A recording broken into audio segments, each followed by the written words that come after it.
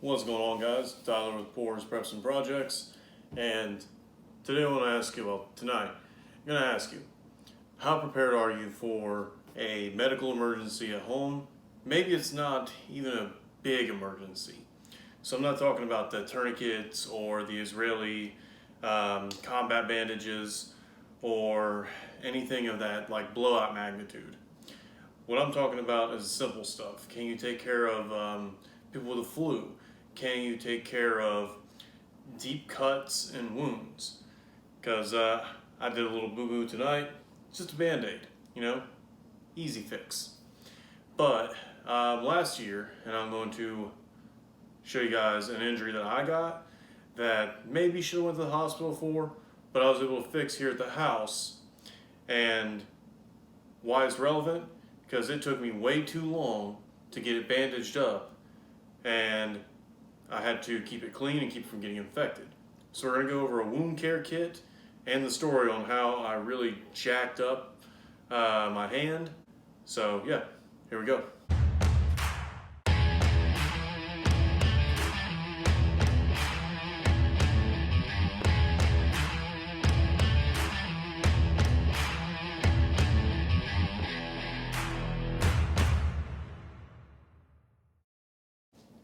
Alright guys, so my injury that I had last year that really made me have to go through and redo some of my preps was caused by one of these. I'm sure you guys have used them before, and guess what? Was I using the guard? No, I got this. Was I drinking? No, I don't think I was drinking either. No, I'm pretty sure I was sober. And I've got a potato and I'm just going along getting some stuff done, and I got family over and there's stuff going on. One thing leads to another. I feel this cold sensation on my thumb, and I know exactly what I did. So I'm going to roll in a picture here. If you're squeamish, stop looking now. You have been warned.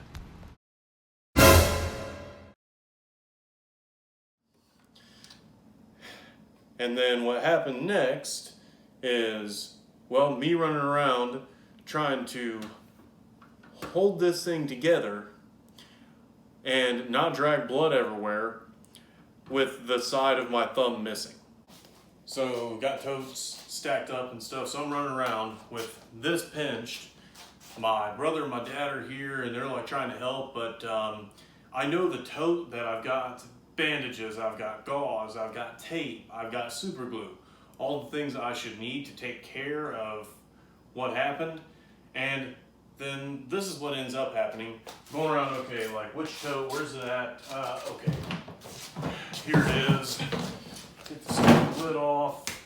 And I'm dropping shit. I'm just a disorganized mess at this point.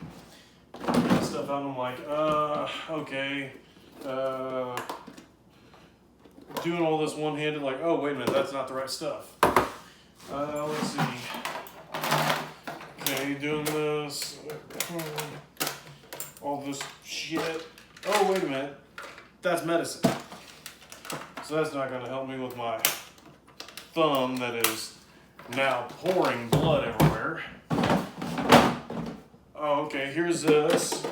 Aha, there's the stuff that I need. Okay.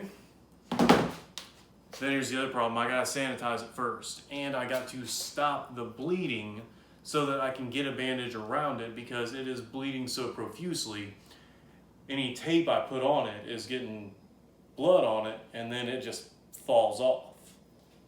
So I'm having to run over to the pantry, find the rubbing alcohol or the peroxide, and ultimately I got it done with taking a rubber band around my thumb to cut off the blood flow, cleaned it, got a bandage on it, and then it ended up looking like this.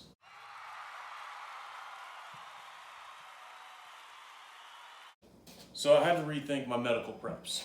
Alright, so after that whole episode, guys, storing up, a bunch of bandages and your medical stuff inside of a big waterproof container or a bucket or something is smart.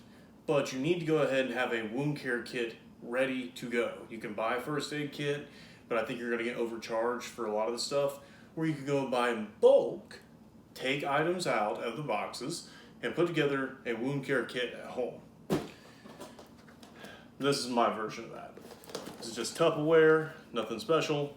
There's a list of the contents inside on it, and it's the only purple lid Tupperware you're gonna see around here. I got blue masking tape around it, kind of help, spot it. So I'll bring the camera closer, show you guys what's in it. For one, list on top. For two, okay, some good old scissors here. You gotta cut off clothing or something you get to a wound, there you go. We got a couple different kinds of tape in here. Here's one kind of tape. Here's a paper kind of tape. This is a waterproof tape. Antibiotic ointment, definitely a necessity. Petroleum jelly, works very similar. Mylar blanket is to go ahead and keep the injured person warm. Sterile gauze rolls. These are from the Dollar Tree, and I like them because it's a small pack. I think it's 5 yards, so plenty, and they're all in their own sterile packaging for only $1. And they're 3 inches wide. So we got some athletic tape. This right here, these are the self-adhesive wraps, and these are also from Dollar Tree. And I love these things because you can take, and if you got a wound, say laid open, you can kind of pinch it, bring it around and actually close up the skin with these because it sticks to itself, not your skin. And that's what I really like about these. Also, sterile packaging. This right here, this is not the cheapest way to buy peroxide, it's actually the most expensive. But I didn't buy this for the peroxide inside of it. I bought it because it's got a spray nozzle on there. So I'll buy a bigger container and refill this as needed, but that spray container is really convenient when trying to clean out a wound. This you can pick up at Meijer, I know for sure, or grocery stores. This is a wound seal. It's not going to seal up a bullet hole, but instead of having to do stitches, this is something I can use to get something to stop bleeding so I can get a bandage on it. Might have been able to use it on my thumb, but I didn't think about it.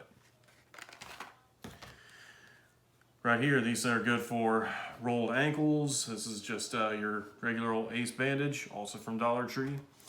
Rolled ankles, sprained wrist, different things like that. Can keep some pressure on something, or pressure bandaging. Over here we got alcohol pads, gloves, of course, more sterile gauze rolls, little tubes of super glue. Because don't know how big the injury is going to be, but if I can just open one of these and take care of it easily that way, then that works. Then here's an assortment of gauze pads, also Dollar Tree. I haven't had any issues with any Dollar Tree stuff.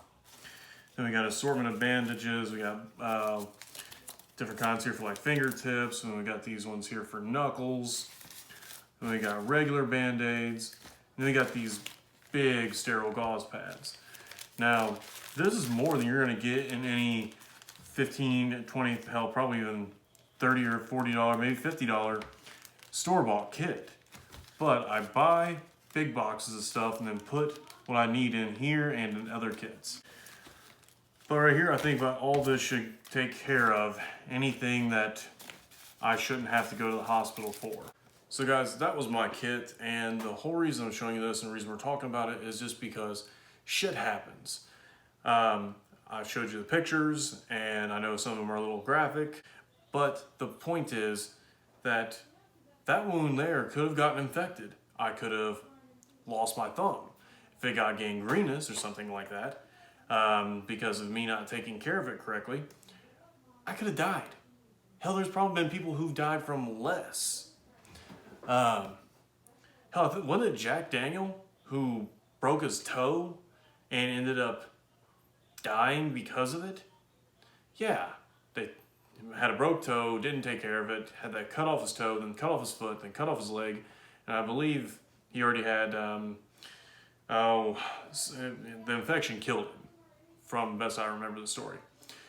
So guys, have something to take care of what, something that might be needing the stitches or something that you can, that you don't need the hospital for. And there's a lot of things that can kill you that start out very minor and that can be prevented if you take care of it in the moment.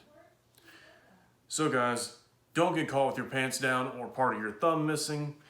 I'm Tyler with Pours Preps and Projects. Get your shit together. No excuses. Have a nice night.